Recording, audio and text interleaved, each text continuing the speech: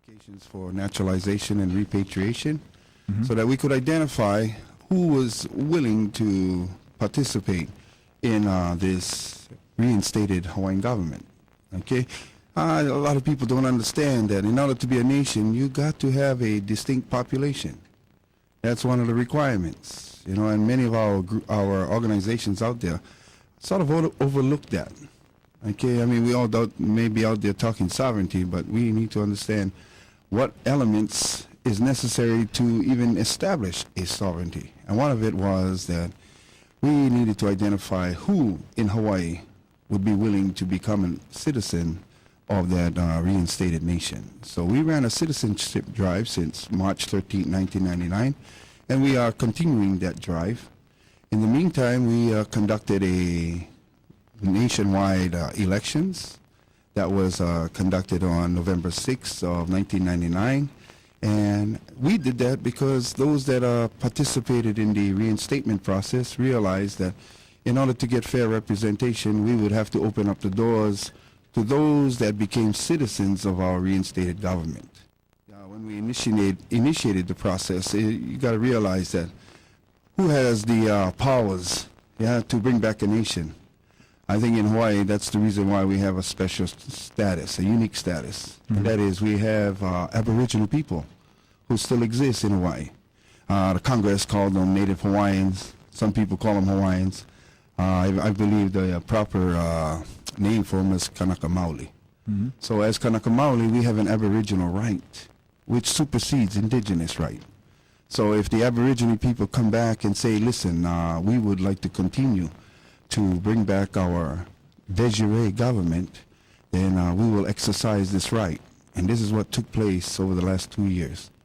And then after we ran the election, people were elected from all the 24 districts to represent the Legislative Assembly, the House of Representatives, and 24 members were also elected to the House of Nobles. And it was from that point that they realized that as a legislative assembly, they now had manifested authority so that they could move forward to complete the process of bringing the government out of exile.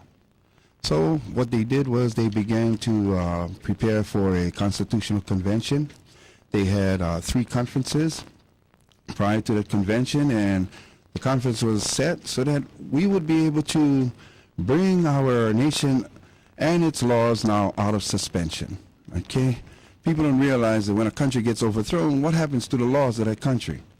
By international description, by international rule of law, it is suspended. You know, some people keep saying perhaps the law still exists. You got to understand, laws apply to nations, domestic laws. So if the nation is not there yet, what happens to its laws? Well, it goes into suspension. Can you bring it out of suspension is the question. The answer is yes, but who can have that authority to bring it out of suspension? Obviously, it would have to be that a government that once existed or a reinstated government. The question is, if there's 10 kingdoms out there, Hawaiian kingdoms, Kingdom of Hawaii's, how are we supposed to distinguish which kingdom is correct? Well, fortunately for us in Hawaii, we had kingdom laws that are very distinct. It provides for a structure, a process. We also had civil laws, we had penal laws, we had constitutions. You know, these are all a part of identifying that we were an independent nation. Now, if our country was unlawfully taken, obviously the question would be, if it was unlawfully taken, can it be lawfully brought back? The answer again is yes. The question is, how do you achieve that? And this is what the reinstated Hawaiian government has proceeded on. How do we bring back a country that's been unlawfully removed? Okay, and after identifying how a country can be brought back, these are the steps that we took. Now, some people ask us, well, Henry, how come we weren't involved with this? I said, well, we've been out there for over 4 years trying to get people aware of what we're doing, trying to educate our general populace. I believe many of you may have seen on every island, our people was out there holding signs on the roads. An election is coming up. Please register to vote. You know, we actually ran an entire state plebiscite. And that's what it was. We opened up the voting process because everybody in Hawaii should be given an opportunity to vote. The problem is, if you're voting for a nation, then you got to be a citizen of that nation. And it's real clear and simple. You cannot, as a U.S. citizen, vote in Japanese or in Japan's elections. You cannot go to France and vote in their elections. So I think the complications or the lack of understanding of how a nation can acquire its authority may have been sometimes overlooked. And this is what we identified. We realized that in order for a nation to stand on its own merits, it has to identify correct procedures and steps. And one of it was, in the reinstated process of bringing our government out of exile, there was a decision that had to be made on an individual's part, and that is, would you be willing to be a citizen of this reinstated nation? Some people simply said no. Some said, oh, you know what, brother, I don't believe that we actually going to be pursuing sovereignty under these conditions. Again, they need to understand is, if you're looking at sovereignty in any other form other than its genuineness, its real form, according to definition by international law, then you will realize you cannot be a part of one nation and hoping to create sovereignty for another. You got to make a choice. Now, what's nice about it is that we're not forcing anybody to do that decision making. What we are doing is that we are establishing and creating initiative. Because if people need to understand that over the last 2, 3, 4 years, everybody's been trying to offer us something to establish sovereignty. Even our state of Hawaii government, ASEC. ASEC was established so that we would run a plebiscite, and they were asking us if whether or not we should have a sovereignty in Hawaii. We should go to a Hawaiian convention. But it was sponsored by the state of Hawaii. And that was one of the biggest problems with that, is whoever authorizes the step acquires its jurisdiction. Now, we're currently into the Akaka bill. Unfortunately, none of us had any time to really look at it and take a good look at the Akaka bill and get into some discussion with it when it was just, you're talking less than 4 months. Boom, Akaka bill is on the Senate floor today, going for the vote. You know, what a difference between the ASEC preparation and Akaka bill. Well, the bottom line is, if the state can initiate one process for a country's sovereignty, Congress can initiate one process for a country's sovereignty, why can't the Aboriginal people initiate the process? And this is what we've done. We said, hey, listen, let's initiate and facilitate the process. And when we started, we knew that there were 20, probably 40 sovereignty entities out there. But guess what? We just told ourselves, listen, I ain't got nothing against you guys. What we're going to do is we're going to do the steps in reinstating the government that was overthrown. And after we finish the steps, we're going to ask you to examine what we've done, investigate it. Because for the Kanaka Maoli people out there, the Aboriginal people, the door is open. The door is open. You have an inherent right that you may not understand how powerful it is until you take the step to examine why that right has that much power. Well, the power obviously lies in sovereignty of Hawaii. Then they're going to tell you all about this inherent sovereignty, that it was never relinquished. So again, they're telling you the answers. We may not have found the proper solution prior to identifying how we could bring a country out of exile. So once we identified that it was the inherent sovereignty that still remains, then we made the entire effort to bring that sovereignty out of exile. And for many of us who have spent many hours studying kingdom laws, domestic laws, right?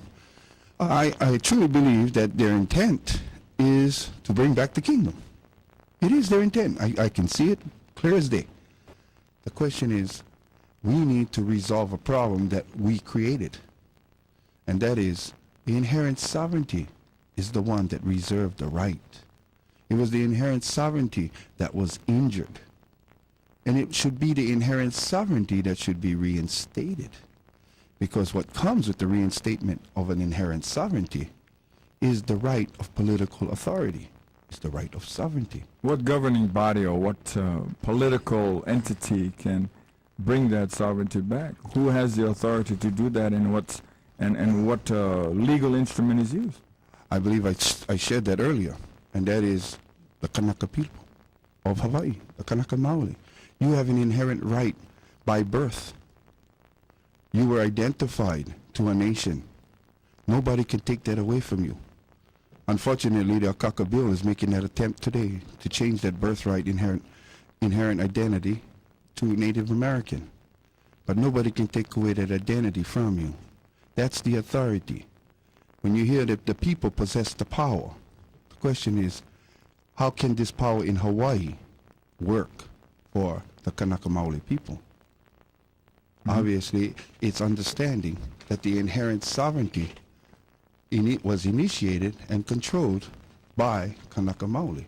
At one time, yeah, of course. That's correct. But at this point in the history of the Kanaka Maoli, the Hawaiian people, the movement,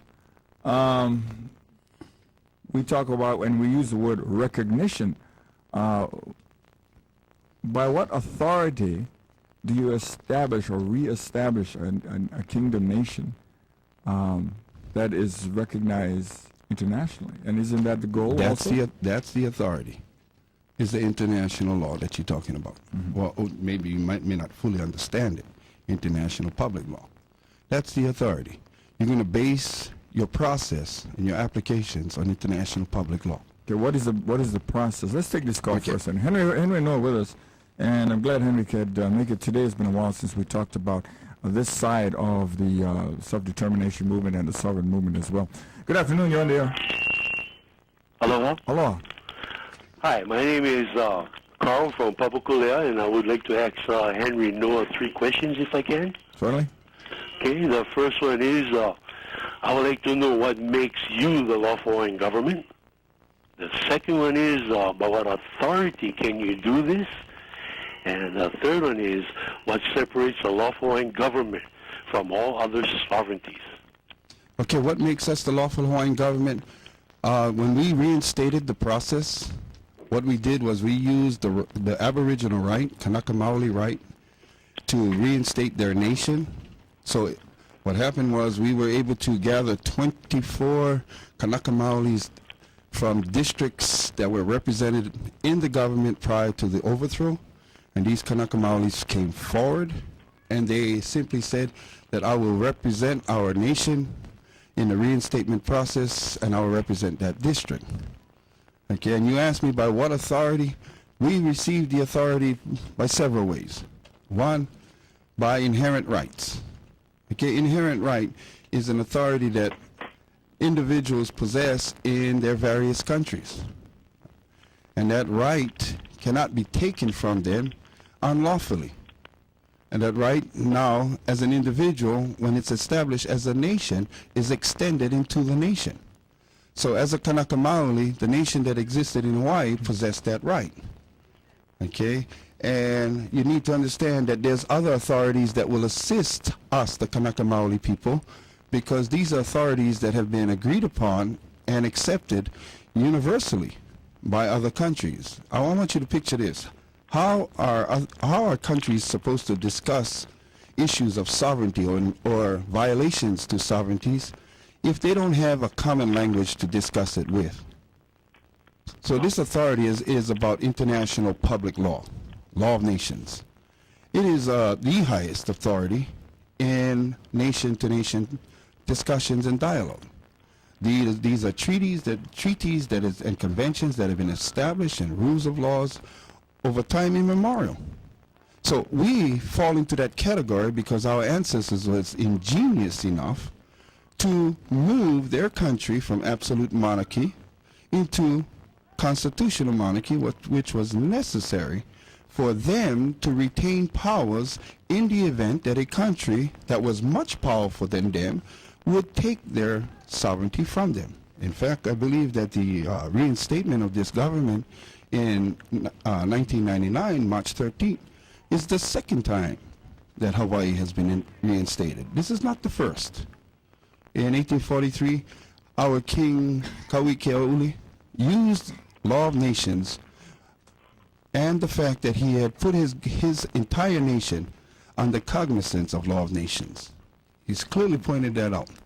So what authorities are we talking about? First of all, you got to go to the highest authorities, and that is every individual nation has an inherent right to it that belongs to it. Okay, my last question would be, what separates the lawful Hawaiian government from all other sovereignty groups?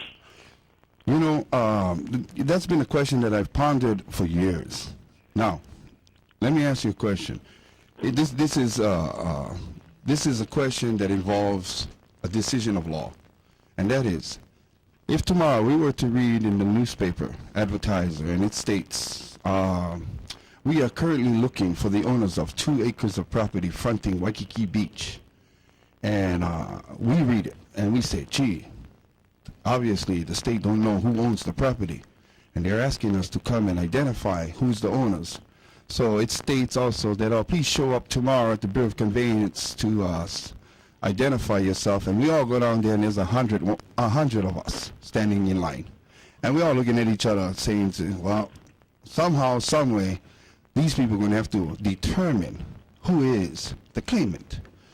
Well, in the procedure of law, what happens is you can have 100 claimants to anything, but that's where law steps in after that. Law identifies who's the proper claimant. Okay?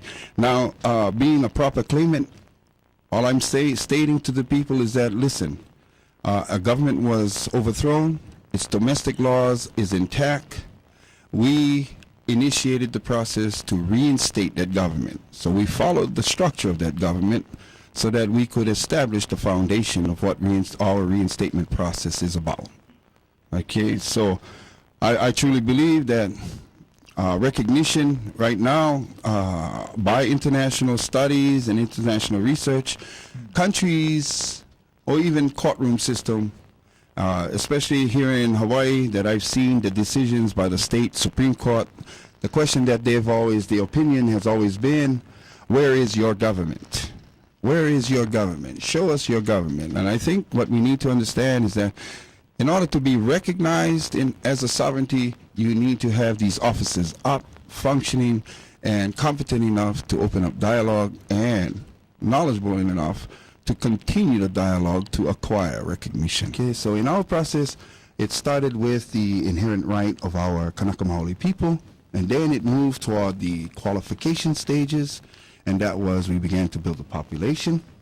Yeah, we began to identify citizens to that reinstated government, and then the citizens went out and said, listen, now we need to pursue an election so that we can have the citizens elected into the offices so that they can represent the body, the government, okay? And I think what people need to understand is that there is steps to bringing a nation back, and you need to do these steps. And one of the greatest steps that you got to have is you need to have a government in place. So if we're going to talk about an inherent sovereignty of Hawaii, obviously that government was very clear in its description of what it was, and fortunately for us, our ancestors were sharp enough to realize that what happens if something was to happen to our government. What we discovered is that the domestic laws certainly pointed toward that the Legislative Assembly, when it's connected to international law, has the rights to reinstate. You know what's neat about our Queen is that in her protest letter, she wrote on the last line the word reinstate. She was very knowledgeable in international public law, our Queen Liliuokalani. She asked the reinstatement of the government by the United States government. I believe it also applied to international public law also, because a nation certainly has rights reserved to it if it is unlawfully removed. So she realized that, one, since America was a treated country with her under friendship, navigation, and commerce laws, it would have been I truly felt that her intention was to simply get the matter resolved with this treated country, okay? And that's why she took that step. But when you look at reinstate, no, you're looking at international law and why international law. But she was didn't written. ask to reinstatement by any international court of law. She asked it of the United States government. Clearly because it was the republic, or was it a provisional government that took over or established themselves unlawfully, of course. But she didn't seek the reinstatement by the powers of the provisional government, but by the United States government. Yeah, that's correct. Like I said, because she had treaties with those countries, right? It's obvious that if you violate the treaty, okay, then you would go and address the violator. And that's what she did. She addressed the violator. Okay? But you got to realize that by the time she got out there to do the addressing, that was almost 2 years later. 2 years after she was retained, you know? So in a matter of 2 years, what happens is that, again, you know, understanding international law, understanding what is belligerent countries, what is a belligerent government, what is a de facto government, these things, it's like an evolving, it's like an acquiescence, the acquiesce that takes place. But you cannot acquiesce yourself into righteousness, okay? That law, that lawful government will always be there in the spirit of law. The question is, has any government that's been in Hawaii able to acquire that lawful standing? The answer, right, is no, because the inherent sovereignty reserves that to itself. Now, that's why it's so important to bring that inherent sovereignty out of exile. So the process. But during that process, that Henry, you and in this election process, that you move forward to establish reestablish the House of Nobles, and as you said earlier, to begin our whole discussion here an hour ago, was to establish the government back, right? That's correct. Okay. Now, who would recognize that reestablished government? Because clearly, as you know, United States. United States Public Law 103, 150, very powerful law. Very powerful law. And that's subject to the Constitution, United States Constitution. Subject to it. It is in that law that the inherent sovereignty of Hawaii, the lawful government of Hawaii, the kingdom of Hawaii, okay, is identified as the inherent sovereignty of Hawaii and the lawful government of Hawaii, the Hawaiian government. We've already been recognized, and we haven't really come to our senses because we keep looking for recognition in some other form or some other place.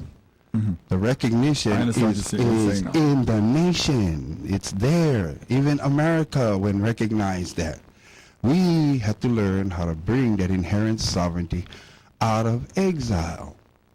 If they're going to recognize its rights and its existence, you already possess the recognition of a nation. So that recognition in public law was prior to the overthrow of the monarchy. Yes. The reinstated Hawaiian government has certainly extended itself to every island. Okay, and we have representatives on every island.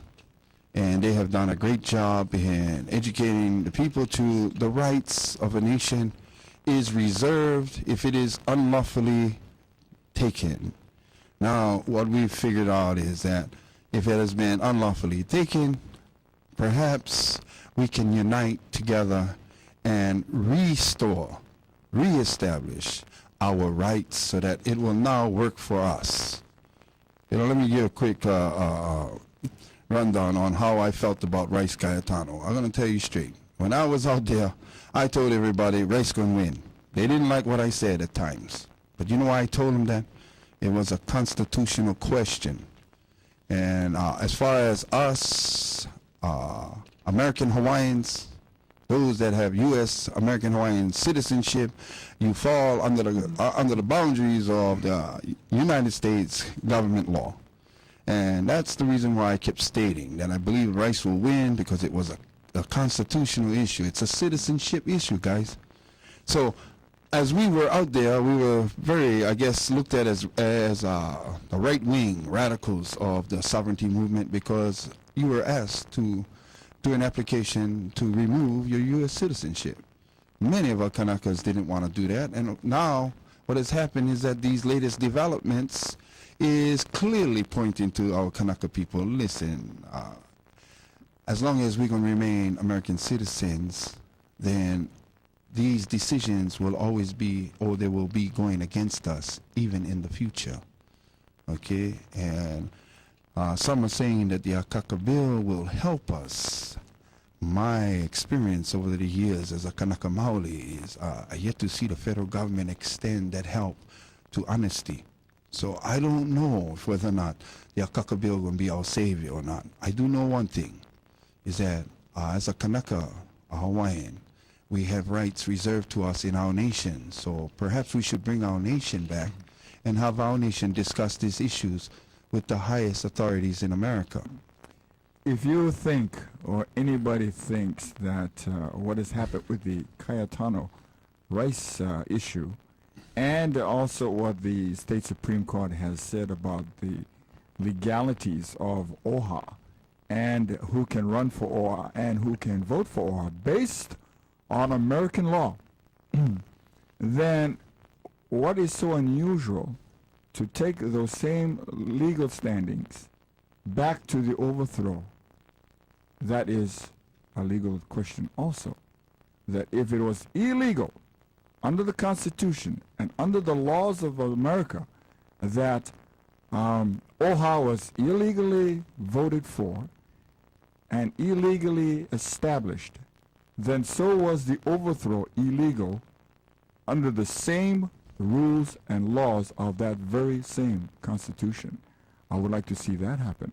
If America is going to stand by their Constitution and go back to 1978 and say that was unconstitutional, then let's go back to 1893 using the same laws that they use and say, wasn't that unlawful as well? Right on. Henry, good to see you. Nice to talk to you again. It's been a while. Oh, brother, mahalo for giving me a call, letting me share this information with our people out there. Let's keep the talking going. Let's Fantastic. stand on negotiations. Fantastic.